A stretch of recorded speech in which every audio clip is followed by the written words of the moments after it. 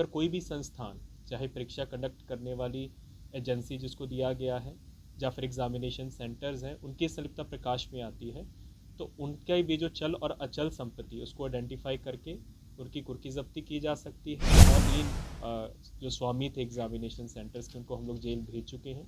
और जैसे ही चार्जशीट होगा और बाकी लोगों की संलिप्तता प्रकाश में आएगी तो उनकी चल और अचल संपत्ति की जो कुर्की और जब्ती की कार्रवाई हम लोग करेंगे। और ये पहली बारी होगा। रंजीत कुमार रजक जो पहले परीक्षा के मामलों में संलिप्त रहे हैं और वो भी एक सरगना रहे हैं इस प्रकार के लीक के मामलों में, उनके ऊपर भी डीए का केस काफ़ी आगे तक बढ़ गया है और थोड़ी देर में हम लोग उसको भी प्रोसिक्यूशन सैंक्शन प्राप्त करके चार्जशीट करेंगे। नमस्कार, मैं हूं फलक सिंह और आप देख रहे हैं आगाज़ एक्सप्रेस। और प्रेस वार्ता आज हुई है पुलिस कर्मियों के द्वारा पुलिस मुख्यालय में, और काफ़ी बड़ी प्रेस वार्ता हुई है जिसमें ईओयू के डीआईजी मानवजीत सिंह ढिल्लो उपस्थित रहे और उन्होंने प्रेस वार्ता में बड़े खुलासे किए और साथ ही में आगे की क्या रणनीति होने जा रही है बिहार के शिक्षा को लेकर के, और किस तरीके से आपराधिक गतिविधियों पर वो किस तरीके से नकल कसने जा रहे हैं, इस पर वो तमाम बड़े खुलासे करते हुए नजर आ रहे हैं। पहले आइए देखते हैं इस वीडियो में क्या कुछ कहना है उनका। बिहार पुलिस पूरी तरह से प्रतिबद्ध है। ये जो संगठित गिरोहों के द्वारा बार बार परीक्षा लीक के मामले हो रहे हैं और बिहार पुलिस में आर्थिक अपराध इकाई ही बिहार पुलिस की तरफ से नोडल इकाई है जो ऐसे सभी कांडों को और मामलों को, सूचना और आसूचनाओं को डील करती है। जैसे सर ने बताया कि इसी वर्ष आप सभी अवगत हैं कि वर्ष 2024 में ही बिहार सरकार के द्वारा बिहार लोक परीक्षा अनुचित साधन निवारण अधिनियम 2024 लागू किया गया है। ये एक बहुत ही अच्छा कानून है। इसमें इस प्रकार के प्रावधान किए गए हैं जो पूर्व में बिहार परीक्षा संचालन अधिनियम था उसमें नहीं थे। जैसे कि उदाहरण स्वरूप, अब कोई भी परीक्षा लीक में यदि किसी संगठित गिरोह उसकी शामिल होने के तथ्य प्रकाश में आते हैं तो 10 वर्ष की सज़ा की गई है। पहले जो सज़ा थी, सज़ा बहुत कम थी और 1 करोड़ से लेकर 10 करोड़ करके फाइन का इसमें प्रावधान किया गया है।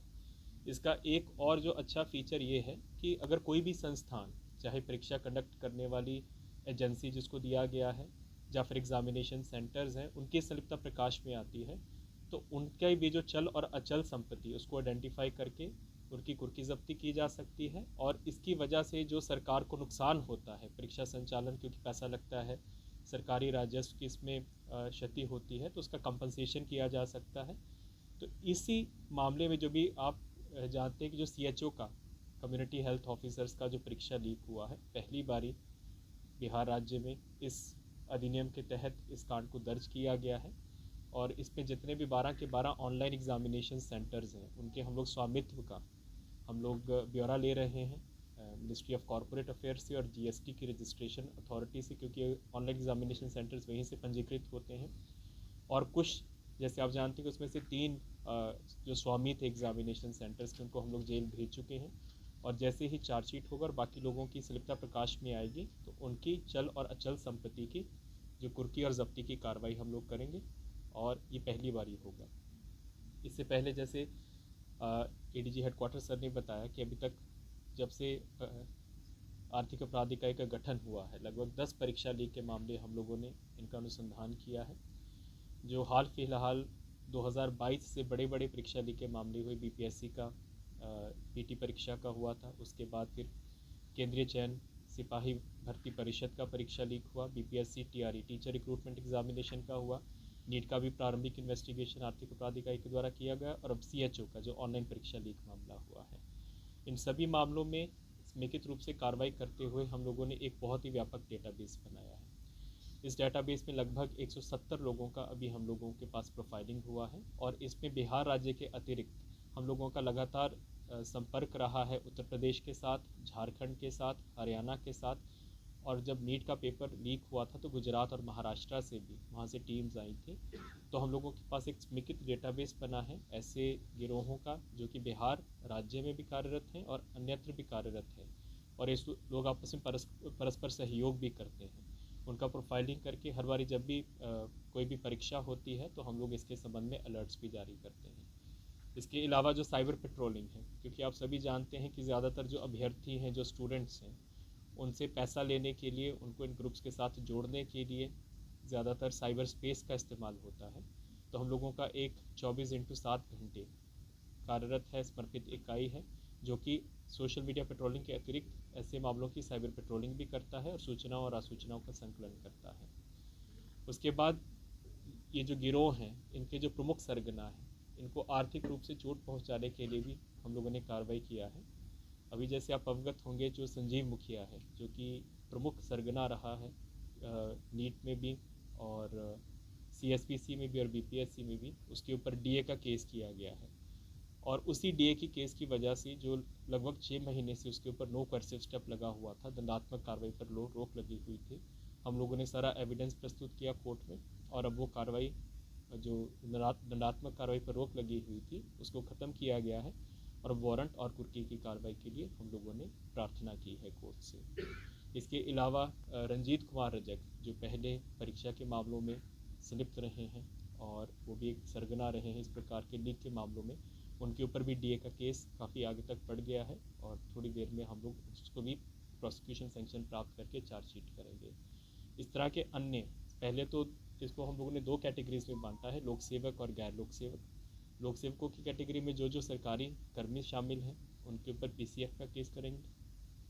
और फिर एक प्लेटफॉर्म होता है रीजनल इकोनॉमिक इंटेलिजेंस काउंसिल, इसमें जो आयकर विभाग होता है, अग्रणी विभाग है, तो जितने भी भ्रष्टाचार निवारण अधिनियम के डिस्प्रोपोर्शनेट एसेट्स के केस होते हैं, उनके माध्यम से उनको सूचना साझा किया जाता है, और वहीं से सूचना प्रवर्तन निर्देशालय ED को भी जाती है।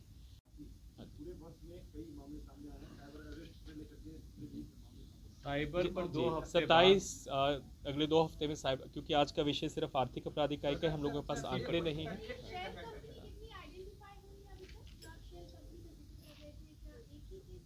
अभी तक तो जो हमारा जो सेंट्रल सिलेक्शन बोर्ड कांस्टेबल्स वाला एग्ज़ाम लीक हुआ था, तो उसका जो कैलटेक्स प्राइवेट मल्टीवेंचर्स प्राइवेट लिमिटेड की एक शेल कंपनी थी, वो आइडेंटिफाई हुए।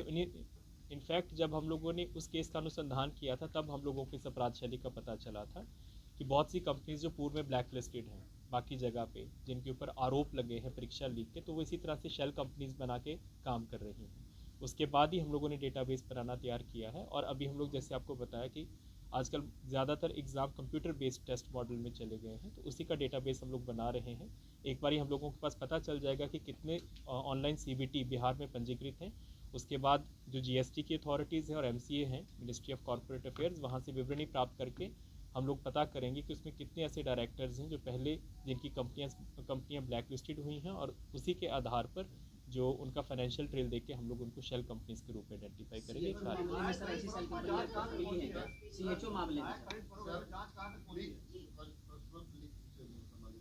हाँ,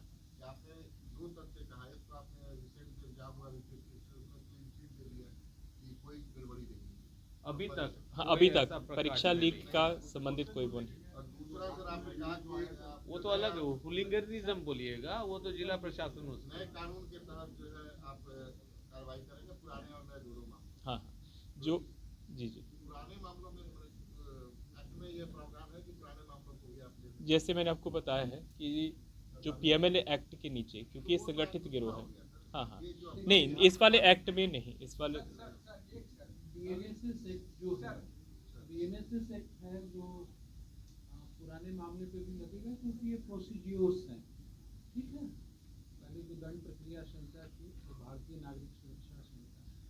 सो BNSS में कल आपको DGP साहब ने ब्रीफ किया था, तो उन्होंने कहा था, सो पहले हम 102 CRPC में प्रावधान रखते थे सीजर्स के लिए, अभी उसी को 106 BNSS में प्रावधान रखा गया है सीजर का, और एक नया प्रावधान भी है BNSS में 107, जिसमें अटैचमेंट और फीचर का भी प्रावधान है। सो BNSS के तहत हम पुराने मामले को भी ले सकते हैं और नए। विधायक पर खड़े तुरंत में कहा कि जांच पहुंची है, वो तो आज का विषय नहीं है। सर, आज का विषय स्पेसिफिक था। जी, जरूरी होगा DO से लेना सेंट्रल को देने के लिए, ये एक बाध्यता होगी सेंट्रल को आइडेंटिफाई या उसे सही तरह से उसे मापदंड पे ये खड़ा है या नहीं, क्योंकि एग्जाम जिस तरह से वो गड़बड़ी सामने आ रही है, क्या एक मानते हैं सर ये जरूरत है पार्टियों को भी ये NOC देने के लिए आप बोल रहे थे सर। इस पर अभी तक क्योंकि बहुत से डिपार्टमेंट इन्वॉल्व हैं, हम लोग वेटिंग जरूर करेंगे। NOC की निर्णय सरकार के ऊपर। परंतु एक चीज़ और बताना चाहेंगे कि बिहार पुलिस इतना सक्षम जरूर है। जब अंडरग्राउंड नक्सल नेताओं पर पीएमएलए की कार्रवाई हुई थी, उसी प्रकार यहाँ भी पीछा किया जाएगा। हम लोग बनाएंगे फैमिली ट्री, दादा को क्या संपत्ति था, पिताजी को क्या संपत्ति था, सब परिवार के सदस्य को क्या संपत्ति है, कौन किस तरह का जीवन शैली व्यतीत कर रहा है, कौन आईफोन यूज कर रहा है जबकि उसके स्रोत ही नहीं है, कौन मोटरसाइकिल 3 लाख का चढ़ रहा है, 5 लाख का उसको है ही नहीं। पीएमएलए के तहत जैसे संजीव मुखिया के नाम आई, ये एक टारगेट है हमारे।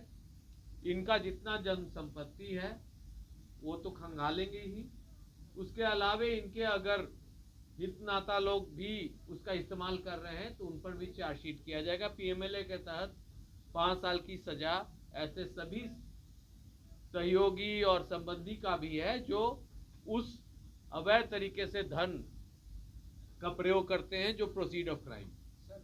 विदिन बिहार में क्या कुछ हॉट स्पॉट्स आइडेंटिफाई हुए हैं, जैसे हम साइबर फ्रॉड में आइडेंटिफाई कर रहे हैं, वैसे विदिन बिहार में कुछ पेपर लीक मामले में कुछ हॉट स्पॉट आइडेंटिफाई हुए? देखिए हॉटस्पॉट नहीं, ये प्रोसेस अब हम लोग कर रहे हैं। 2 जगह से जो ऑनलाइन परीक्षा केंद्र हैं, 2 जगह से ये पंजीकृत होते हैं। कुछ परीक्षा केंद्र एज कंपनीज पंजीकृत होते हैं मिनिस्ट्री ऑफ कॉरपोरेट अफेयर्स से। तो हम लोगों ने जो रजिस्ट्रार ऑफ कंपनीज़ हैं उसके कार्यालय को हम लोगों ने पत्र लिखा है। 3 कंपनियों के अभी तक हम लोगों को डिटेल्स मिले हैं, लेकिन जो अधिकांश ऑनलाइन एग्जामिनेशन सेंटर्स हैं, इसी क्रम में हमको पता चला कि उनको मात्र जो जीएसटी अथॉरिटीज़ हैं वहीं से ही जीएसटी नंबर लेके पंजीकृत किया जाता है। तो हम लोगों ने स्टेट जीएसटी कार्यालय को और सेंट्रल जीएसटी कार्यालय को भी, क्योंकि दोनों जगह पे है, हम लोगों ने पत्र लिखा है कि कितने ऑनलाइन एग्जामिनेशन सेंटर्स हैं, उसको आधिकारिक रूप से कंप्यूटर बेस्ड टेस्ट सेंटर्स बोलते हैं, आपके पास रजिस्टर्ड है, उसकी सूची हम लोग मंगवा रहे हैं और संपूर्ण बिहार राज्य का एक हम लोग डाटाबेस तैयार करेंगे उसको लेकर। 10 कांड में कितने लोग चिन्हित किए गए हैं, कितने लोग गिरफ्तारी हुई है? आपने बताया कि 10 कांड आइडेंटिफाई किए गए हैं, हाँ। तो कितने लोगों को चिन्हित किया गया, कितने लोग गिरफ्तारी हुई है? एक जो हम स्पष्ट करने चाहते हैं, पहले महोदय का एक प्रश्न था, CBT computer based test centre, अगर किसी ने शेल कंपनी बनाया है तो उसकी भी जांच की जाएगी। होता है कि किसी आदमी को खड़ा करके कोई सेंटर खोल लेता है, तो ये भागीदारी होंगे सेम सजा के, बिकॉज ये क्रिमिनल कॉन्स्पिरेसी के पार्ट होंगे। ये जितने टेस्ट सेंटर्स हैं, हमारा पहला काम है उनको वेट करना, हम करेंगे। जैसे सर ने बताया कि जो शेल कंपनीज, आप सभी जानते हैं कि जो CSPC का केंद्रीय चयन परिषद सिपाही भर्ती का पेपर लीक हुआ था, उसमें एक शेल कंपनी का Caltex multi venture private limited थी। तो उसी तरह से हम लोगों ने पता लगाया था कि उसका इनिशियल पेड अप कैपिटल कहाँ है, डायरेक्टर्स कैसे हैं। तो उसी से ही हम लोगों ने उस कंपनी के 4 डायरेक्टर्स को जेल भी भेजा था। इसी प्रकार जैसे सर ने बताया, कंप्यूटर बेस्ड टेस्ट में एक बार हम लोगों के पास डेटाबेस आ जाएगा, तो उसके बाद जितने भी इनके DIN नंबर्स हैं, डायरेक्टर आइडेंटिफिकेशन नंबर्स होते हैं, और GST नंबर्स हैं, उसके माध्यम से हम लोग ये पता करने का प्रयास करेंगे कि वास्तव में इनके डायरेक्टर्स कौन हैं। अगर डायरेक्टर्स हैं तो क्या वो उनमें इनिशियल पेड अप कैपिटल किन लोगों का लगा हुआ है, क्योंकि ऐसी भी सूचनाएं रहती हैं कि बहुत से जो संगठित गिरोह के माफिया हैं उनका खुद का पैसा ऐसे परीक्षा केंद्रों में लगता है। तो उसी के ऊपर हम लोग कार्रवाई कर रहे हैं, उसी को लेकर एक समेकित डेटाबेस बना रहे हैं। एक टाइप एक टोटल जो अभी तक 2012 से जो आंकड़ा दिया गया था, 2012 से 10 परीक्षा लीक के मामले आर्थिक अपराध इकाई के द्वारा किए गए थे, जिसमें से 545 टोटल अभियुक्त थे, जिनमें से 250 के ऊपर हम लोग आरोप पत्र कर चुके हैं। जो ज़्यादातर आपको मालूम होगा कि BPSC में हम लोगों ने अराउंड 280 लोग उसमें अभियुक्त थे। तो ये जो आंकड़ा है, अभी चार्जशीट जाने वाला है, अगले 2 हफ्तों में चार्जशीट जाएगा अभ्यर्थियों के ऊपर, तो चार्जशीट करने वालों का आंकड़ा लगभग 400 के ऊपर हो जाएगा। जी जी, जैसे आप जानते हैं कि पहले काफ़ी देर तक रो कर्सिव स्टेप लगा हुआ था, उसके बाद हम लोगों ने जो DA का केस किया था, DA के केस पे फिर हम लोगों ने सारे जो तथ्य थे प्रस्तुत किए, कोर्ट के सामने प्रस्तुत किए। तो नवंबर के लास्ट वीक में ही ये नो कर्सिव स्टेप हटा है और अब हम लोग वारंट और उसका कुर्की का कार्रवाई कर रहे हैं। अब उसकी गिरफ्तारी पर कोई रोक नहीं है और समानांतर रूप से हम लोगों ने एक समर्पित टीम भी बनाया उसको गिरफ्तार करने। जो संपत्ति जब्ती वाली कार्रवाई जो है वो कानून बनने के बाद जो कांड दर्ज किए जा रहे हैं उन पे लागू होगा, ये जो पुराने मामले होंगे पेपर लीक के उन पे भी लागू होगा? नहीं, दोनों पेज में 2 अलग अलग प्रावधान हैं। सबसे पहले कि जो नया कानून जो बना है, नए कानून में जो अतिरिक्त व्यवस्था की गई है कि जो एजेंसियां हैं, जो जैसे कि जैसे इस वाले में देखिए एग्ज़ाम सेंटर्स हैं, जो प्राइवेट संस्थान हैं, जो परीक्षा कंडक्ट करने वाली एजेंसियां हैं, जब भी कोई परीक्षा होती है, कंप्यूटर सप्लाई, जितने भी जब भी परीक्षा होती है तो किसी न किसी एजेंसी को आउटसोर्स किया जाता है इस काम को। तो नए वाले कानून में ये प्रावधान है कि जब भी इन एजेंसियों की संलिप्तता भी प्रकाश में आती है तो इनकी भी चल अचल संपत्ति उसका ब्यौरा देख के आप उनके ऊपर अधिहरण की कार्रवाई कर सकते हैं कोर्ट के माध्यम से।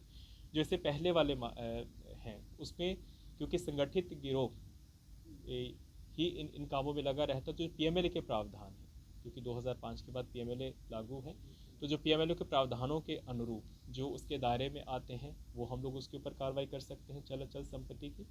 और एक और जो तीसरा मैंने आपको बताया कि जो सरकारी सेवक हैं, क्योंकि सरकारी सेवक के ऊपर भ्रष्टाचार निवारण अधिनियम का यदि डीए का केस बनता है और हम लोग दर्ज करते हैं तो ऑटोमेटिकली जितने भी भ्रष्टाचार निवारण अधिनियम के कांड होते हैं ये पीएमएलए के नीचे एक शेड्यूल्ड ऑफेंस है। तो इसकी जो मैंने आपको प्लेटफॉर्म बताया, regional economic intelligence council platform, जो कि आयकर विभाग, इसमें अग्रणी विभाग है, वित्त विभाग, मिनिस्ट्री ऑफ फाइनेंस के नीचे ये प्लेटफॉर्म बना है। तो ऑटोमेटिकली जितने भी डीए के केसेस होते हैं उसकी सूचना प्रवर्तन निर्देशालय को भी दी जाती है, तो वो भी इसके ऊपर कार्रवाई करते हैं। और यदि उनको भी अपने लायक कार्रवाई करने के लिए बनता है तो अपना ईसीआर दर्ज करके वो भी काम करते हैं। तो हम लोगों ने इन केसेस की जो सूचना है उनके साथ ऑलरेडी साझा की है। कटिहार के केस में मुझे इतनी जानकारी कि शायद वो लीक का मामला नहीं था, उसमें काफ़ी स्कॉलर्स का मामला था, इम्पर्सोनेशन का मामला था, 37 से 38 लोग उसमें जेल गए हैं। लेकिन क्योंकि उस केस का अनुसंधान हम लोग नहीं कर रहे हैं और जो भी डिटेल्स होगा वो हमारे साथ साझा होता ही है, तो हमारे से जो अपेक्षा होगी एज आर्थिक अपराध इकाई हम लोग आगे कार्रवाई करेंगे। पूरे बिहार राज्य में 3 कोचिंग सेंटर्स हमारे रेडार पर हैं। कोचिंग सेंटर्स हैं, कोचिंग सेंटर्स। लीग से सर एक कहना चाहेंगे, क्या ये अपेक्षा करें कि जो एग्जामिनेशन कंडक्ट करने वाली एजेंसियां हैं वो पहले से अलर्ट करें, जैसे राष्ट्रपति ने आपको पहले अलर्ट कर दिया तो उसके माध्यम से वो पकड़ में आ गए, अगर ये पहले अलर्ट नहीं किए रहते तो संभवतः हम लोगों ने जो ये वाला CHO का केस हुआ था इसमें हम लोगों को सूचना स्वयं ही आ गई थी और हम लोगों को, जैसे अभी आपने देखा भी होगा कि कोई भी एग्ज़ाम हो रहा है, हम लोगों ने एक नई प्रथा शुरू की है जिसमें एक एडवाइजरी हम लोग परामर्शिका जारी करते हैं, जिसका हम लोग एक विज्ञप्ति भी देते हैं प्रेस के माध्यम से, ताकि जो अभ्यर्थी हैं, अभिभावक, उनको पता चल जाए कि उनके पास कोई भी इस तरह की सूचना है। क्योंकि इसका एक बहुत बड़ा आयाम ये है क्योंकि अब लोगों को मालूम है कि इस तरह की परीक्षा से पहले बहुत से ऐसे गिरोह भी एक्टिवेट हो जाते हैं जो कि सिंपल फर्जीवाड़ा करते हैं, धोखाधड़ी के नाम पे स्टूडेंट्स को कांटेक्ट करना शुरू कर देते हैं कि हमारे पास एग्ज़ाम आ गया है, आप हम लोगों को पैसा देना शुरू कीजिए। तो उसमें भी उन बहुत से ऐसे अभ्यर्थी हैं, उनके अभिभावक हैं जो इस ठगी का शिकार हो रहे हैं। तो ये परामर्शिका हम लोग अमूमन 4 से 5 दिन पहले हम लोग करते हैं और उसके बाद काफ़ी सूचनाएं हम लोगों को आती भी हैं। तो ये हम लोगों ने एक मार्ग संचालन प्रक्रिया बना लिया है। हम लोग वो कर भी रहे हैं। आपको जैसे मैंने बताया कि जो आउटरीच हम लोग कर रहे हैं, जो NTA का था, नेशनल टेस्टिंग एजेंसी, उसमें एक जो हाई पावर्ड कमेटी बना था माननीय एक्स इसरो अध्यक्ष की अध्यक्षता में, उसमें भी EOU को बुलाया गया था। लगभग 2 घंटे हम लोगों का वहाँ पे हुआ। हम लोगों ने उनको जो भी सुझाव थे वो दिए भी, जो कि उनके द्वारा इनकॉर्पोरेट भी किए गए हैं। इसी तरह से जो CSPC का दोबारा एग्ज़ाम रिकंडक्ट हुआ और BPSC टीचर्स का एग्ज़ाम रिकंडक्ट हुआ, तो परीक्षा नियंत्रक थे, उनको हम लोगों ने जो भी पिछले एग्जाम्स में लूप होल्स रहे या फिर जहाँ पे भी संगठित गिरोह ने जिन लूप होल्स का फ़ायदा उठाया, उसका पूरा परामर्शिका हम लोगों ने दिया था और हम लोगों का डीब्रीफिंग सेशन भी हुआ था। तो इस तरह का कोई भी एग्ज़ाम होता है तो निश्चित रूप से जो परीक्षा कंडक्ट करने वाली एजेंसीज हैं उनको हम लोग सुझाव देते हैं और परामर्शिका भी देते हैं।